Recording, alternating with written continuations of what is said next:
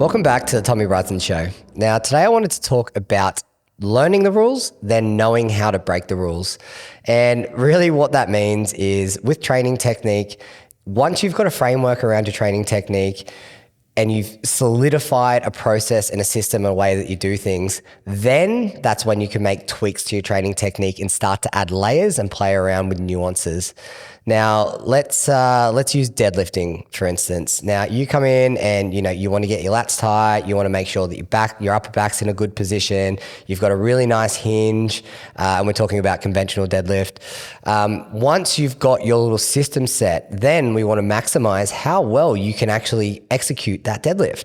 So you've got to know a set of rules, and then you need to know how to tweak those rules to sort of maximize performance or maximize your training technique.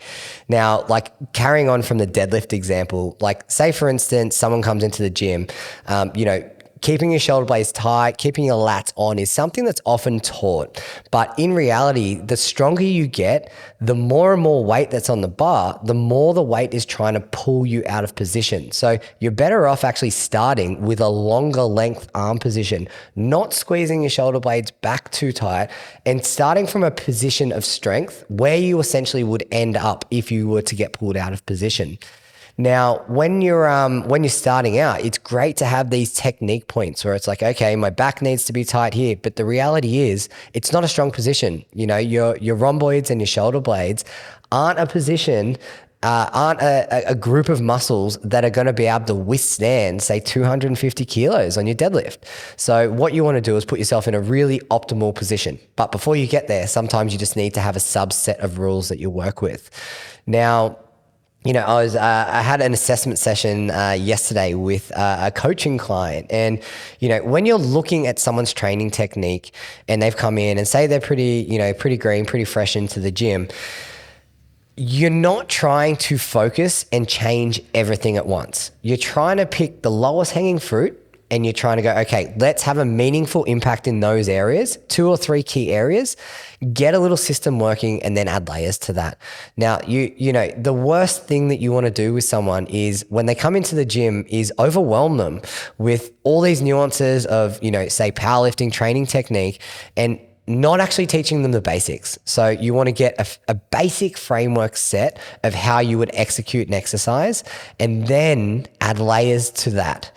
Now, last night, for instance, I was going through this technique sessions on deadlifts, and the biggest thing is if you get your setup and your positioning right, and then we go from that setup position and we really look at, okay, well, how do we create tension into that? And how do we then add layers to that? And there's 1,000 things that you can work on, but you want to work on the key linchpins, which is your positioning, how you create tension and how you squeeze it off the ground. Now, I often talk about this a lot is, when people come in, they've come in from, say like a functional fitness space, or they're self-taught, or they've potentially come from another coach. They might be really rigid in their upper back with their deadlifts. And, the first rule that we break is that. And it's like, cool, we need to get you longer through your arms. It means that you're going to deadlift with less range of movement, and it's going to put you in a stronger position to execute that lift over time.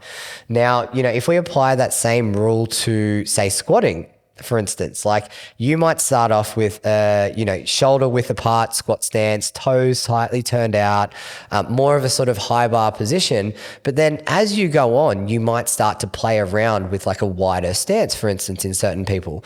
But you're not going to start in that wider stance position because you still need to build a subset of rules in the squat of, how you break at the knees, how you break at the hips, how you hold your torso angle during, and how you create tension through your back, and then how you pull it all together with your actual brace itself. So you start to go, okay, well, we've got this subset of rules, and then as you get more advanced and you get further down your training journey, you start to break them to then put yourself in an even more optimal position.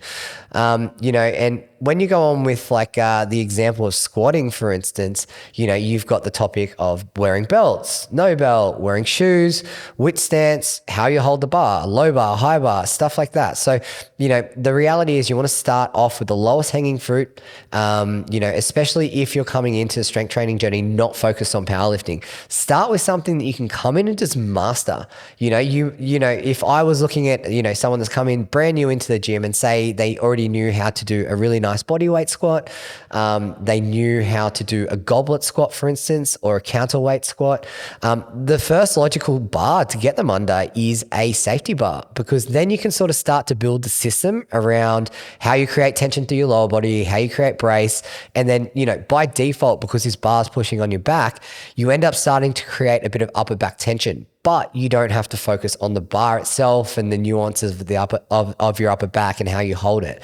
So you're really starting to remove layers of complexity, but doing so that you can build a subset of rules that then later on you can build upon. Like, that is so important, is, setting the people that you're working with up for success. So coming into the gym and giving them things that they can master, things that they can really achieve good results in, learn the lessons, but then you add the complexity as you go through. Now, there's really, when you're looking at it, you've really got sort of like two approaches to training. You've got like a bottoms up approach, and then you've got a top down approach. Now, this bottoms up approach is, say someone's come in and they're brand new to the gym, or they're coming back from, say, an injury, and you're sort of working back up to more complex movements. You want to start on the lowest hanging fruit and take the wins and move through it, because all those steps are going to make sure that the outcome of what you're trying to achieve is going to be so much better. Whereas you have someone that's like, more intermediate and advanced, you might be looking at it from a top-down view going, okay, this is where we're going to start to break the rules. We're going, okay, you're doing your squat, your bench, your dead in this particular way, but we're going to make these key changes to your training, or to your training technique, I should say, that are then going to optimize the amount of weight that you can lift and how efficient essentially you're moving. So that's really when you start to break the rules, is from the bottoms up approach. Really, you're just adding layers of complexity, improving on movement qualities, work capacity, building muscle, building strength. But it's later on, once you've dialed into all those components, that you then start to break the rules. So, it's a conversation that popped up yesterday. And I thought it was a really interesting point to make, that, your training journey, where you start and where you end, are actually very different points. And depending on how good you get and how much progression you make, you're going to make so many changes to your training technique as you go on. So, each year that you stack up your training, your technique and the way that you execute should change by default, because you're continuing to build and develop. And if your training technique looks exactly the same as it did last year, you probably haven't made enough progress, or I shouldn't say haven't made enough progress, but you're probably not at a point where you've progressed enough that has got you to a point where you then need to add layers to it. So, each year when I start to speak to even my clients, you start to stack the years up, and each year that goes by, you start to go, okay, awesome, sweet. So we've moved into a little bit of a different era now, where it's like, okay, we're really starting to play around with the nuances of certain exercises. But at the very start of it, you start down the front and you build up from the bottom. And then when you get more advanced, you work from a top down type of approach and try and make things more efficient that can withstand more volume and more weight. Now, that's it for me today on the Tommy Brideson Show. I'll see you on the next episode.